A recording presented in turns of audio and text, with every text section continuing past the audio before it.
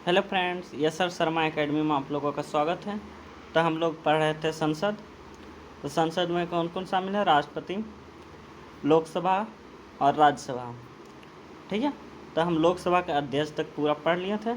आज हम pro tem speaker और चेयरपर्सन और लोकसभा को उपाध्यक्ष के बारे में जानेंगे, फिर राज्यसभा में आएंगे। ठीक है, तो प्रोटेम स्पीकर ये अस्थायी कार्यालय है। ठीक है, अस्थायी।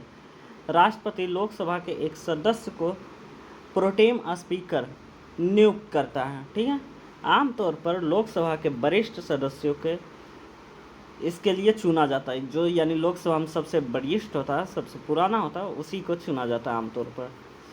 वह नई लोकसभा की प्रथम बैठक को पीठासीन अधिकारी होता है। ठीक है, उसका मुख्य कर्तव्य नए सदस्यों को शपथ दिलाना और अध्यक्ष के लिए चुनाव करवाना है। ठीक है, अगर वहीं चेयरपर्सन की बात करें तो लोकसभा के नियमों को तहत नामांकित अध्यक्ष सदन के सदस्यों में से 10 को पीठासीन अधिकारियों की तालिका के लिए नामांकित करना।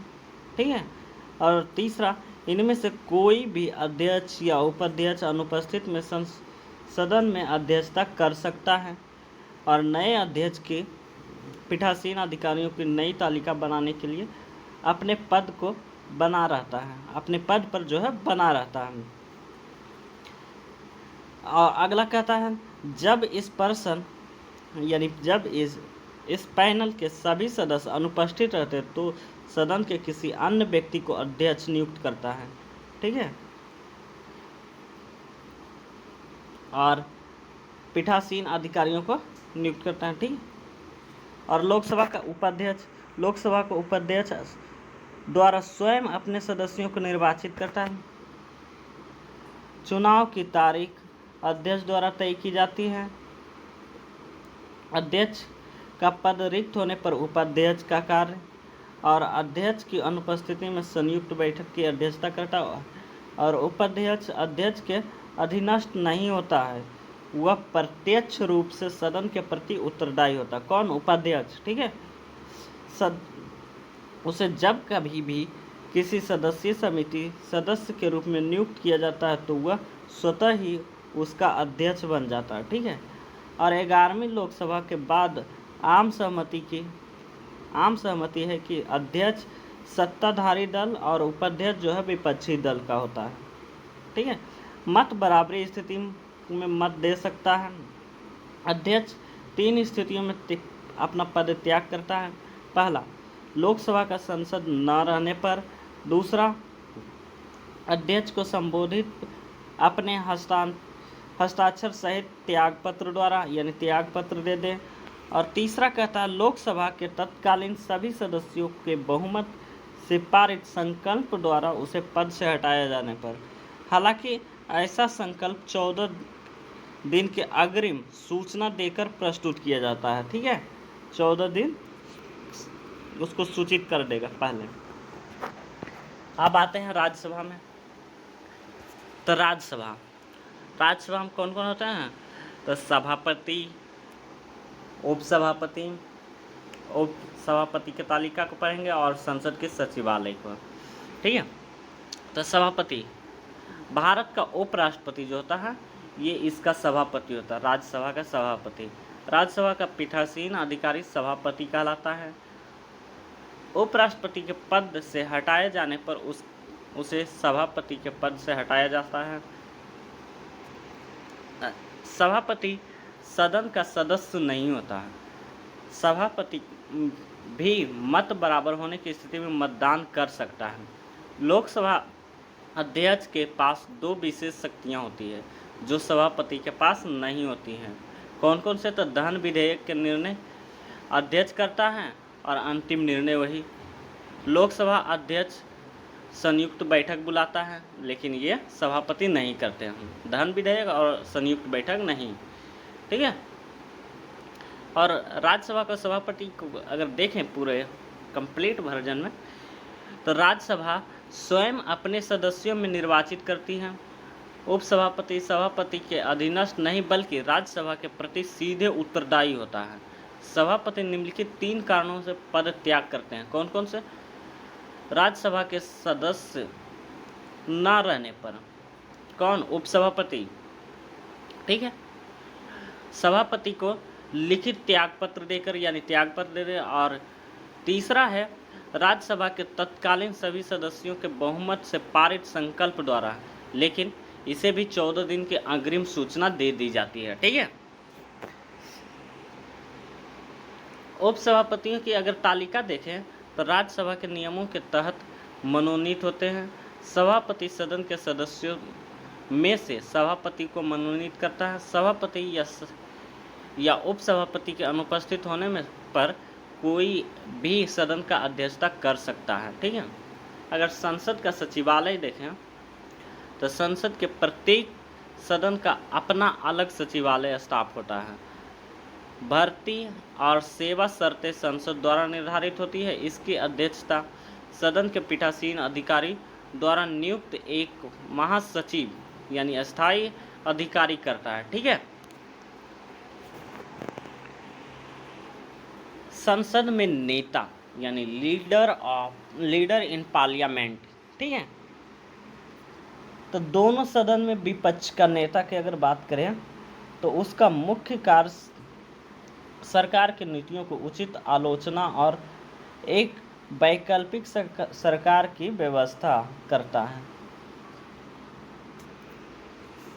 और अगला देखें तो वह सबसे बड़ी विपक्षी दल का नेता होता है। ठीक है, जिसके पास सदन की कुल संख्या में से कम 1/10 सीट हो। 1/10 सीट। ठीक है, यह संसदीय कानून के तहत उल्लेखित है। भारत के संविधान में इसका उल्लेख नहीं है। इसे वर्ष 1977 में वैधानिक मान्यता प्रदान किया गया।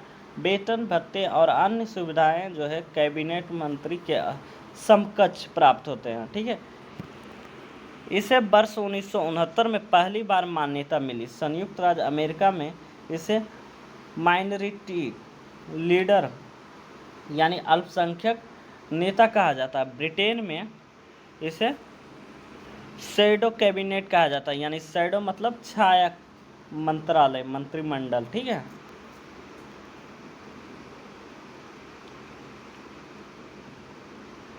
अगर व्हिप की बात करें तो इसका न तो संविधान में उल्लेख है और ना ही सदन के कानून में। ठीक है, यह संसदीय संविधि या कानून में उल्लेख किया गया है। ठीक है, यह संसदीय सरकार का परंपराओं पर आधारित है। संसद में सत्तारूढ़ या विपक्षी दल दोनों अपना अपना व्हिप होता है। उसे राजनीतिक दल द्वारा एक सहायक नेता के रूप में नियुक्त किया जाता है। इसकी जिम्मेदारी अपने दल के सदस्यों की उपस्थिति सुनिश्चित करने और उसका समर्थन हासिल करना है। ठीक है, सदस्यों की अपेक्षा की जाती है कि वे सचेतक द्वारा दिए गए निर्देशों को पालन करें, अन्यथा अनुशासनात्मक कार्रवाई की जा सकती है। अगर दोनों सदनों में सदन का नेता की अगर बात करें तो यह इसका संसदीय कार्यकलापों को सीधे प्रभाव होता है। इसका भारत का संविधान में उल्लेख नहीं है। सदन के नियमों में इसका वर्णन है। लोकसभा के नियमों के तहत सदन के नेता का अर्थ होता है प्रधानमंत्री होता है। यदि वह लोकसभा सदस्य या प्रधानमंत्री द्वारा नामित मंत्री जो लोकसभा का सदस्य है, राज्यसभा में भी सदन का नेता एक मंत्री होता है जो राज्यसभा का सदस्य होता है। ठीक है, वह प्रधानमंत्री द्वारा नामित होता है।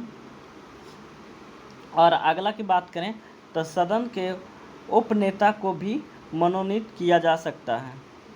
संयुक्त राज्य अमेरिका में इसे मेजॉरिटी लीडर यानी बहुमत का नेता कहते हैं। ठीक है, अब अगर संसद के सत्र की बात करें तो पहला आहूत करना मतलब बुलावा, ठीक है, सॉमवार्निंग या सभा में हाजिरी होने का आदेश राष्ट्रपति संसद के प्रत्येक सदन की बैठक के लिए आमंत्रित करता है, यानी बुलावा भेजता है। संसद के दोनों सत्रों के बीच 6 माह से अधिक अंतराल नहीं होना चाहिए, ठीक है। सत्र यानी अगर देखा जाए तो एक साल में 2 सत्र होना ही है। बजट सत्र फरवरी से मई, मानसून सत्र जुलाई से सितंबर और शीतकालीन सत्र नवंबर से दिसंबर में होता है, ठीक है। संसद के सत्र प्रथम बैठक से लेकर सत्रावसान के मध्य की समाप्ति है। अवकाश एक सत्र में सत्रावसान एवं दूसरे सत्र के प्रारंभ होने के मध्य को ही अवकाश कहते हैं, ठीक है। ये छोटा छोटा वर्ड्स हैं जो को जानना जरूरी है। स्थगन क्या है? तो सदन के बैठक से जुड़े कार्य को निश्चित समय यानी कुछ घंटे भी हो सकता है, कुछ दिन भी हो सकता है, कुछ सप्ताह भी हो सकता है के लिए निलंबित किया जाना स्थगन कहलाता है। यह सदन के पीठासीन अधिकारी द्वारा किया जाता है। अनिश्चित काल, ये क्या होता है? अनिश्चित काल स्थगन, तो इसके अंतर्गत सदन जो है अनिश्चित काल के लिए स्थगित कर देता है, ठीक है। इसमें सदन को यह बताए बिना स्थगित कर दिया जाता है कि अब उसे किस दिन आरंभ या आहूत किया जाएगा, यानी बुलावा किया जाएगा, ठीक है। यह सदन के पीठासीन अधिकारी द्वारा होता है। यह किसी भी विधेयक या विचाराधीन कार्य पर को प्रभावित नहीं करता है, ठीक है। सत्रावसान क्या होता है? तो सदन की बैठक या सत्र के समाप्ति को सत्रावसान कहते हैं। इसे राष्ट्रपति द्वारा किया जाता है, यानी बुलाना और सत्रावसान करना ये राष्ट्रपति द्वारा होता है, ठीक है। यह भी किसी विधेयक या विचाराधीन कार्य को प्रभावित नहीं करता है। सभी लंबित नोटिस सत्रावसान या लैप्स या व्यापकगत हो जाते हैं और अगले सत्र में नए नोटिस देना पड़ता है। विघटन मौजूदा सदन की संपूर्ण अवधि को समाप्त कर देता है और इसका पुनर्गठन नए चुनाव के बाद होता है। केवल लोकसभा का ही विघटन होता है, राज्यसभा का नहीं, ठीक है। लोकसभा 2 कारणों से विघटित होती है, या तो स्वतः विघटन कर दे जब इसका 5 वर्ष का कार्यकाल हो जाए, और या तो राष्ट्रपति विघटित कर दे, ठीक है। विघटन के निर्णय के बाद उसमें परिवर्तन नहीं होता है। जब लोकसभा विघटित होती है तो लोकसभा या उसकी समितियों के समक्ष लंबित विधेयक, प्रस्ताव, संकल्प, नोटिस, याचिका आदि सहित सभी कार्य समाप्त तथा व्यापकगत यानी लैप्स हो जाते हैं, ठीक है।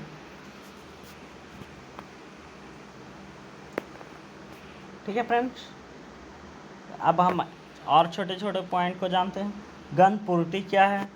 तो यह किसी भी कार्य को करने के से पहले सदन में उपस्थित होने के लिए आवश्यक सदस्यों की न्यूनतम संख्या है, ठीक है। क्या? गणपूर्ति। यह प्रत्येक सदन के पीठासीन अधिकारी समेत कुल सदस्यों के 10वां हिस्सा, कुल का 10वां हिस्सा होता है। यदि कोरम पूरा नहीं होता तो पीठासीन अधिकारी या सदन को स्थगित कर देता है या गणपूर्ति होने तक कोई कार्य संपन्न नहीं करता। अगर संसद में भाषा की बात करें तो संविधान ने हिंदी अंग्रेजी भाषा को सदन में कार्यवाही की भाषा घोषित किया है। पीठासीन अधिकारी किसी सदस्य को अपनी मातृभाषा में सदन में संबोधित करने की अनुमति दे सकता है। राजभाषा अधिनियम 1963 हिंदी के साथ साथ अंग्रेजी को भी जारी रखने का अनुमति देता है। मतदान में यानी संसद में मतदान दोनों सदनों की किसी भी बैठक या दोनों सदनों की संयुक्त बैठक में सभी मामलों का निर्णय उपस्थित और मतदान करने वाले सदस्यों के बहुमत से किया जाता है। इसमें पीठासीन अधिकारी भी शामिल नहीं होता। मतदान में पीठासीन अधिकारी नहीं, सदन का पीठासीन अधिकारी मतों की बराबरी होने पर ही मतदान देता है। ठीक है। लेम डक सत्र क्या है? तो यह नई लोकसभा के गठन से पूर्व एक तथा वर्तमान लोकसभा का अंतिम सत्र होता है। ठीक है। वर्तमान लोकसभा के वे सदस्य जो नई लोकसभा हेतु निर्वाचित नहीं हो पाते हैं डेम लक कहलाते हैं। ठीक है। मंत्रियों या और अटॉर्नी जनरल के अधिकार क्या है? तो सदन के सदस्यों के अतिरिक्त प्रत्येक मंत्री और भारत के महान्यायवादी को किसी भी सदन या संसद की संयुक्त बैठक और संसद की स्थित किसी भी समिति जिसका वह सदस्य है की कार्रवाई में भाग लेने का बोलने का अधिकार होता है, लेकिन उन्हें मतदान करने का अधिकार नहीं होता है। एक मंत्री उस सदन की कार्रवाई में भी भाग ले सकता है जिसका वह सदस्य नहीं है। ठीक है फ्रेंड्स। ठीक है फ्रेंड्स। लोकसभा के विघटन पर विधेयक का लैप्स या व्यापगत या समाप्त होना की अगर बात करें तो लोकसभा में लंबित सभी विधेयक इसके विघटन पर समाप्त हो जाते हैं, चाहे वह लोकसभा में प्रस्तुत हुआ हो या राज्यसभा में द्वारा इसे भेजा गया हो। लोकसभा द्वारा पारित लेकिन राज्य सीमा में लंबित विधेयक भी लोकसभा के विघटन पर समाप्त हो जाता है। ठीक है।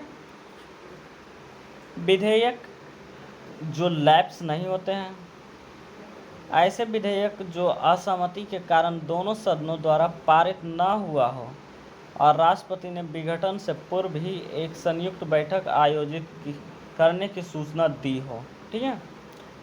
ऐसा विधेयक जो राज्यसभा में विचाराधीन लेकिन लोकसभा द्वारा पारित न हुआ हो। अगला पॉइंट कहता है ऐसा विधेयक जो दोनों सदनों द्वारा पारित हो लेकिन राष्ट्रपति की स्वीकृति के लिए विचाराधीन हो। और अगला कहता है ऐसा विधेयक जो दोनों सदनों द्वारा पारित हो लेकिन राष्ट्रपति द्वारा पुनर्विचार के लिए लौटाया गया हो। ठीक है। ये लैप्स नहीं होते हैं। अगर संसद की अनुच्छेद की बात करें तो आर्टिकल 79 यानी 79 में संसद का गठन है, 80 में राज्यसभा की संरचना है, 81 में लोकसभा की संरचना है, 82 में प्रत्येक जनगणना के बाद पुनः समायोजन है, 83 अगर बात करें तो संसद के सदनों की अवधि है, और 84 की बात करें तो संसद की सदस्यता के लिए योग्यता है, और 85 संसद के सत्रावसान और विघटन के बारे में है। 86 में राष्ट्रपति का दोनों सदनों को संबोधित करने का या संदेश देने का अधिकार है। 87 में राष्ट्रपति के विशेष संबोधन है, और 88 में सदनों के प्रति जो है मंत्रियों और अटॉर्नी जनरल के अधिकार हैं। अटॉर्नी जनरल मतलब महान्यायवादी। ठीक है। 89 में राज्यसभा के सभापति और उपसभापति, 90 में राज्यसभा के सभापति और उसके त्यागपत्र देने या हटाए जाने का। ठीक है। 91 में कहता है सभापति के पद के कर्तव्यों का पालन तथा या सभापति के रूप में कार्य करने के लिए उपसभापति की शक्ति है। ठीक है। 92 में जब सभापति या उपसभापति को पद से हटाने का कोई संकल्प विचाराधीन है तब उसका पीठासीन न होना। 93 में लोकसभा का अध्यक्ष और उपाध्यक्ष, 94 में लोकसभा का अध्यक्ष और उपाध्यक्ष का पद रिक्त होने पर पद त्याग या पद से हटाया जाना। 95 में अध्यक्ष के पद के कर्तव्य का पालन करने या अध्यक्ष के रूप में कार्य करने की उपाध्यक्ष या अन्य किसी व्यक्ति की शक्ति। 97 में सभापति और उपसभापति तथा लोकसभा का अध्यक्ष और उपसभापति अध्यक्ष का यानी सबका वेतन और भत्ता है। 98 में संसद का सचिवालय और 101 में सीटों को रिक्ति और 102 में सदस्यता के लिए उसकी एलिजिबिलिटी। 103 में सदस्यों की एलिजिबिलिटी से संबंधित प्रश्न का पर निर्णय है और 104 में अनुच्छेद 99 के अधीन शपथ लेने या प्रतिज्ञान करने से पहले आहृत न होते हुए निरहित किए जाने पर बैठने का मतदान करने के लिए दंड है। ठीक है फ्रेंड्स। अगर इससे रिलेटेड यानी संसद से रिलेटेड संपूर्ण महत्वपूर्ण संविधान संशोधन की अगर बात करें तो कौन कौन से हुए। वर्ष 1971 की अगर बात करें जनगणना के आधार पर वर्ष 2000 यानी कितने हुए 5 संशोधन हुए हैं। 42वां संशोधन 1976, 61वां संशोधन 1988, 84वां संशोधन 2001 और 87वां संशोधन 2003 और 104वां संविधान संशोधन 2020। ठीक है, जो कि 42वां संविधान संशोधन में अगर देखें तो वर्ष 2071 की जनगणना के आधार पर वर्ष 2001 तक लोकसभा का सीट और राज्यसभा के सीटों को निश्चित किया गया था।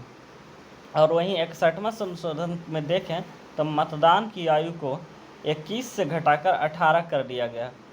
और वहीं 84वां संशोधन 2001 को देखें तो वर्ष 1971 की जनगणना के आधार पर 2026 तक सीटों का आवंटन पर रोक लगाई गई। ठीक है।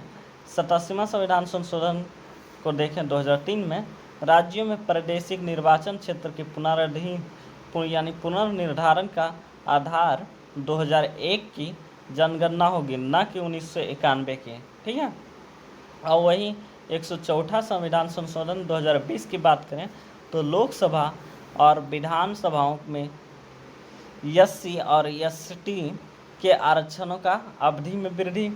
यह लोकसभा और विधानसभा के आंग्ल भारतीयों को नामित करने के प्रावधान का विस्तार नहीं करता है। ठीक है फ्रेंड्स, तो आज हम लोग यहीं रहने देते हैं और नेक्स्ट वीडियो में संसद का भाग 2 देखेंगे। ठीक है, यानी संसद का प्रश्नकाल ये सब देखेंगे, संसद का दिन। तो हमारे चैनल पर बने रहें और लाइक सब्सक्राइब करें और शेयर करना ना भूलें। ठीक है फ्रेंड्स।